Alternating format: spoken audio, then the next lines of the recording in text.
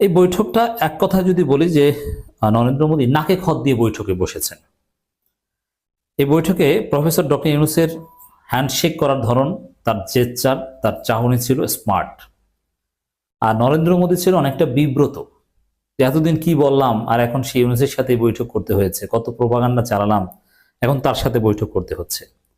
বসার স্টাইল দেখেন, ডক্টর ইউনূস দুই হাঁটুর উপর দুই হাত দিয়ে বসেছেন, আর নরেন্দ্র মোদী হাত জোর করে অনেকটা নতজানু হয়ে যেভাবে বসে, আপনারা দেখেছেন যে আমি বিশ্লেষণ করেছিলাম যে প্রধান উপদেষ্টার সাথে যখন বাংলাদেশের সেনাপ্রধান ওয়াকারুজ্জামানের সৌজন্য সাক্ষাৎ হয়, তখন ওয়াকারুজ্জামান যেভাবে দুই হাত গুছিয়ে বসেন, it means that he is subordinate to the head of the state.